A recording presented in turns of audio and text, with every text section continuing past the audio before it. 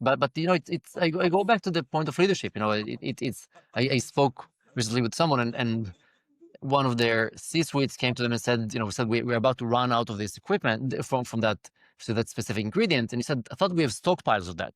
And he says, sorry, we have stockpile of nothing. We don't stockpile anything in this firm. How did it and so to me, at least the shocking thing was not real, like someone that is not even like someone within, it's not even a supply chain person, I cannot say too much about, but basically tell someone that in the C-suite that they don't even understand the basics of how they run their supply chains. And so to me, at least, this is really when we talk about guardrails and we talk about plans, this language is I think firms are only starting to come to grasp with this now, right? I mean, I think it's something that was actually, it's very common in manufacturing, right? In manufacturing, you have these control bands and you say, as long as we're in the middle, we're not overreacting to every quality issue. We're not, but at the same time, we're not waiting until now we have to recall a whole production line. And so like, how do you find this intermediate level in the middle where you can on the same time continue on a day-to-day respond, but you identify these extreme events and respond to them as fast as they can? That was always the difference, by the way. That's sort of like what was GE and Motorola's. That was their key idea, was the fact that we need to have very, very high quality levels, but also we need to be ready to reduce that, to be able to make sure that we are not really responding to every event, but when we respond as fast as we can and with the most accurate response. Yeah. So on that topic, so you're like talking about like really preparing to the future and talking in bands. When we talk about what if analysis and all sorts of like, let's say most companies do, I don't know, 1, 2, 3, 10 scenario, what if analysis. Is that enough? Okay. Or when we talk about ranges, it really is a whole spectrum. What is the benefit of that versus really picking what if scenarios, specific what if scenarios? So, well, the benefit is that firms operate according to narratives. So so to me, at least a big part of that is of scenarios overall, rather than a spectrum many times, is that if you think about ultimately there is a human in the loop. Someone needs to make a decision, and people need to understand why they make a decision, right? So it's not enough to say, okay, here is the system alerting us that the fact that there is something, and you are now supposed to respond to that something. That doesn't really work so well, because what am I responding to, and why do you want to respond to that, and how do I build even a plan against that? And so I think the advantage of creating, and I'm not saying that these scenarios have to be all of them have to be human created, but the advantage of having these scenarios is that at the very least you can rationalize not only what decision we make, but why we make this decision. At the same time, one can imagine situations which are driven by many different aspects, right? So the reason that we have now a shortage is not because the supplier went bankrupt or because of that, but because it's a combination of things. It's a confluence of multiple things that happen, and because of that, now we have only a week of supply for product. We need 2 weeks or a month of supply. Or now we have significant inventory, even though this is a product that we don't want to carry that much inventory. And so I think one can imagine both scenarios that are rooted in a specific occurrence, but also scenarios that just happen because of multiple occurrences, but we still need to be able to respond to them. But I don't know that firms are actually that good in doing what if analysis. I think many firms, it's sort of like, in some level of sophistication, they do that, but the majority of them, I don't think that's really. They have potentially contingency plans for some products, but again, I think I go back to this stockpiling, where the C-suite thought that they stockpile inventory of specific product, while and this firm, again, without saying too much, has some raw material that are absolutely in every single product that they sell. The fact that people at the top level of the organization thought that they actually have some mythical hedge against everything, that just shows you that even within the firm, there is very little visibility on how do you actually think about these risks. Okay, let's jump to another topic. Okay, so what's overhyped in AI supply chain management, and what is genuinely, do you think, is game changing? Yeah, so at this point, I would say dashboarding is overhyped, right? I mean, I think what I mean by that is you see many firms that are doing things allowing you to better get the information, collect the information, clean the information. I don't want to dismiss Palantir here, but Palantir is actually a good example of great engineers.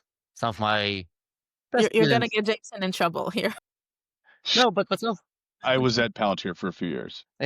no, so I think great engineers of my best students actually are going to are in Palantir, were in Palantir, potentially will be in Palantir. But most people in Palantir are thinking technology first, business second. So one thing that I see, that I have to, I mean, again, both Anthology and the Foundry are, impressive products. Their forward deployed engineers is I think overall trying to solve the fact that I started with, which is the fact that most firms do not have the right data put in the right place. But at the same time, firms finish with that and say, okay, what do I do now? Like I have this amazing dashboard. I actually even click on these things and everything gets collected and everything can be done. But okay, what now? And so I think the difficulty is that at this point, we don't see, that's related a little bit to the MIT paper that was published a few weeks ago, that 95% of Gen AI projects I don't remember that exactly the numbers on supply chain actually fail. And they fail because ultimately they don't drive the right business decisions. Where do we see things help? I see things help at this point primarily when they're very, very focused on what they try to achieve. So try to reduce waste in the system, try to improve supplier management, trying to improve decision making in a I wouldn't say narrow band, but trying to do that in a place where you realize that the bottleneck at this point, I mean, sure, all of us would like to have these amazing agentic AIs that's just running in the background, making orders, speaking with each other, speaking with agents of the other firm, doing SNOP together, everything clear, everything. But we are many, many years away from it. And at this point, I think the best example that I have are where it's a narrow space where what you're trying to achieve is achievable and then measurable. Right? I think that's sort of like I don't buy the 95% paper from MIT, to be absolutely honest. I think a lot of that might be also the fact that these are just like someone who's trying to plug a solution to a problem that was never there. So people are just trying to see how it works. But I would say solution trying to think them narrower in augmenting, keeping the human in the loop, augmenting decision making, but focus on decision making. I think that's where I see the biggest inroads at this point. And also, like, when we talk about AI, I think that there's like, it's a whole suite of solutions. So we can talk about like productivity enhancing AI, let's call it, which is most of the agentic, let's call it trials, right? And then we're talking about really like decision centric, decision focused, value focused algorithms, which is completely different than what you would see when you want to automate emails and even supplier management. So can you tell us a bit about like these differences and where you think you should focus? Yeah, so the best example for that is that the biggest impact of AI at this point is in coding. Right? So you look at a product like Cursor, and the like Cursor is probably the best example for that. Cursor saves developers tens of hours of time. It's a power multiplier for most developers, but this is a productivity tool. Right? Basically, I don't think there is any firm that's built completely on Cursor yet, or at least, I mean, there are probably firms that are built only on Cursor, but these are firms that there's a single developer that actually knows what they want to do and they do it well. But we do see already big firms hire fewer and fewer people, right? So we do see Amazon already hiring fewer people. We see, Microsoft having layoffs, Google having layoffs, exactly because of that. So the impact there is actually, I won't say yet measurable, but quite significant. We see the same in call centers, right? Where it's actually even goes further. I'll give an example. There is a OpenAI application together with T-Mobile where most, I think, communication and many of the calls even are done by OpenAI, so through their B2B solutions. And so these are the places where we see significant impact. Agentic AI specifically, which is really just like, not only enhance and augmenting what humans do. And notice, I'm not talking about writing emails. Actually, writing emails are probably, it's at this point, I think might be a lose-lose situation. You spend more time in writing longer emails that someone needs to read.